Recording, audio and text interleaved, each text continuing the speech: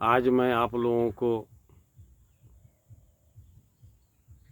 बहुत ही रहस्यमय, बहुत ही गूढ़ विषय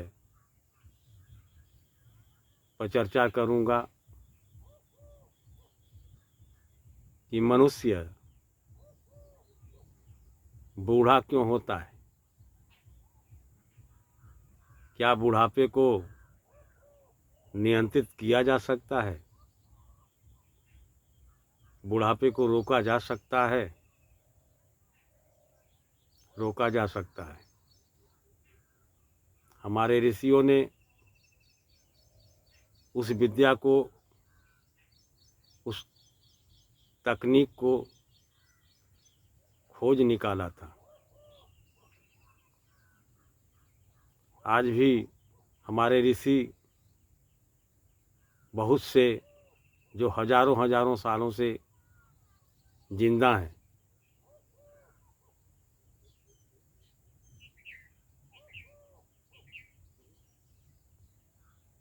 मैं भी अपने जीवन में ऐसे आज भी वर्तमान में ऐसे व्यक्तियों से मिला हूँ जो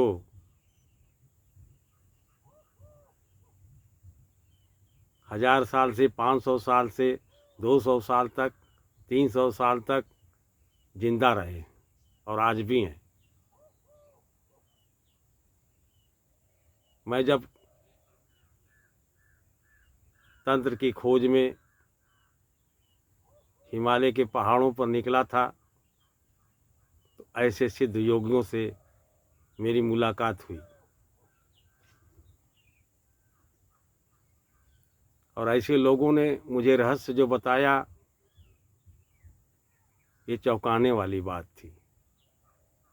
मैंने पूछा कि उम्र जो है आपकी क्यों ऐसी इतनी अधिक है? कौन सा ऐसा जो आपने योग किया, कौन सा ध्यान किया कि आपकी उम्र इतनी ज़्यादा है?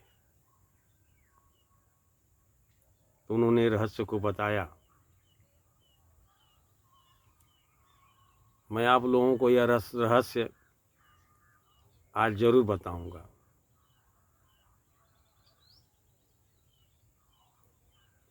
मैंने इस पर शोध किया तो मैंने उस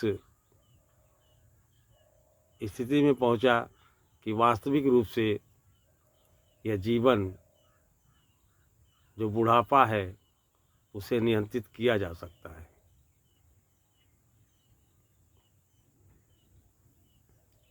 निखिल शिव ध्यान तंत्र योगा आश्रम इस पर निरंतर शोध कर रहा है और करता रहेगा। आगे जो भी अनुभव आएगा मैं आप लोगों को शेयर करूंगा।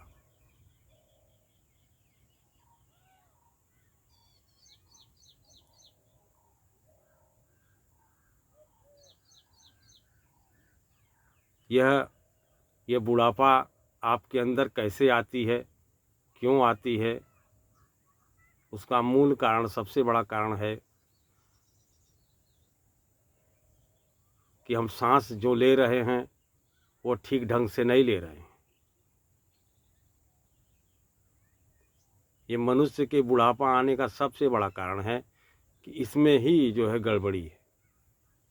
हम जो सांस ले रहे हैं वो गड़बड़ तरीके से ले रहे हैं। तो लोग कहेंगे अरे सांस तो चल रही है, स्वतः चलती है। ऐसा नहीं है। अगर इस सांस को समझ लें तो मैं समझता हूँ कि दुनिया में इससे बड़ा कोई ज्ञान ही नहीं है। ये खुली किताब है, ये तुम्हारे भीतर ही चल रहा है। ईड़ा पिंगला सुषुम्ना। ईड़ा जो है आपके बाएं साइड की जो नासिका है उससे सांस चलती है और पिंगला जो है दाहिने हाथ से नासिका से जो सांस चलती है वह पिंगला है। और जब दोनों चलती है तो सुषुम्ना है। सुषुम्ना जब जागृत होती है तो दोनों नासिकों से बराबर जो है सांस चलती है। किसी भी व्यक्ति का सांस नियंत्रित नहीं है। जब एक बालक जन्म लेता है, उसको कभी देखा है आपने? कभी ध्यान से देखिए, वो कितना कोमल होता है, कितना सुंदर होता है, कितना उसके अंदर ऊर्जा महसूस होती है, उसके आँखों में कितना तेज होता है, चमक होती है। ये क्या है?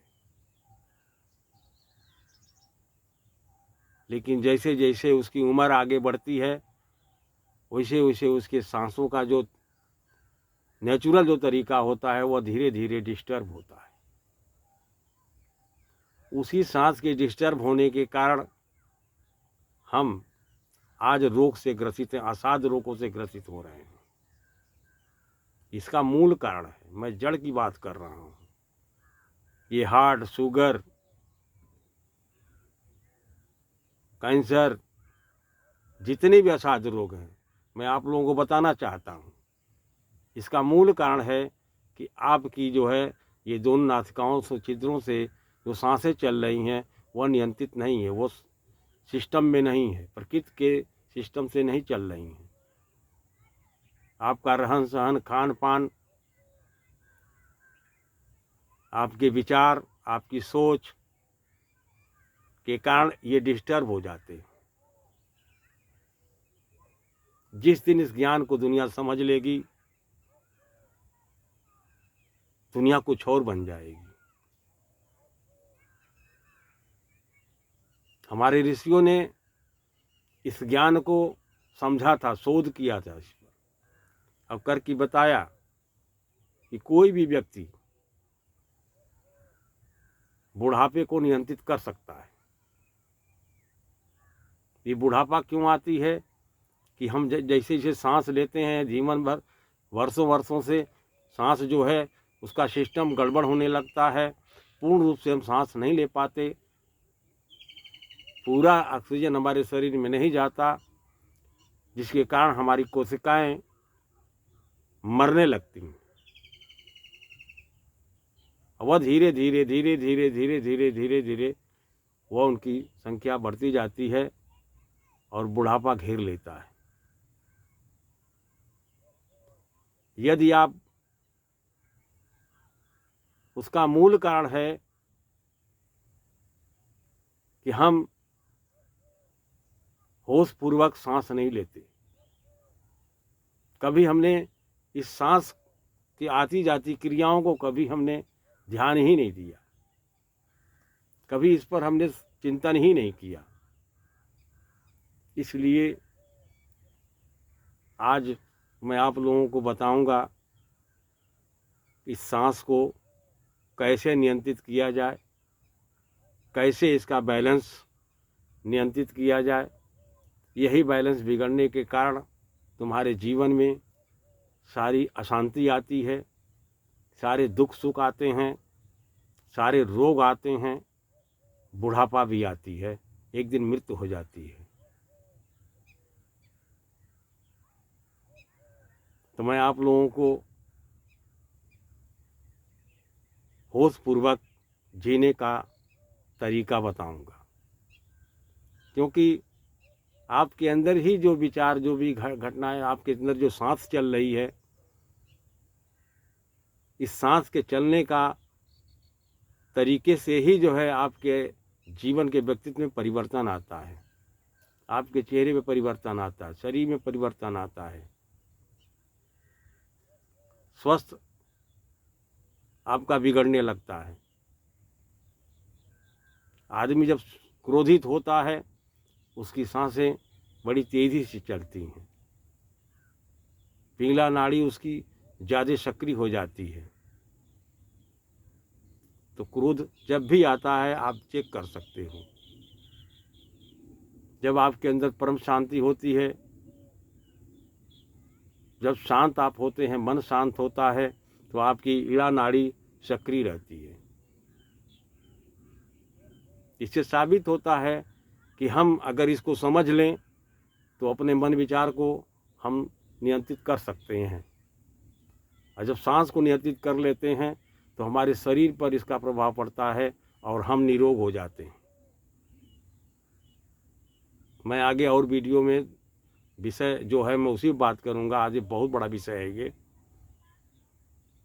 स्वर विज्ञान का, लेकिन मैं इसी से जुड़ा हुआ ये बात बता रहा हूँ कि आप कभी ध्यान नहीं देते। आप सांसों को ध्यान करिए, होश पूर्वक जीने का तरीका सीखिए, क्योंकि आप बेहोशी में जीते हैं, आपको पता ही नहीं है कि सांस कैसे चल रही है।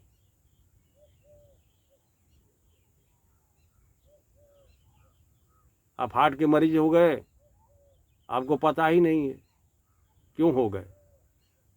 लोग कहते हैं मैंने ये खाया वो खाया, खाने पीने से नहीं हुआ, खान पान तो है ही है। आपने होश में बेहोशी में जिया है, कभी होश में सांस को नहीं लिया।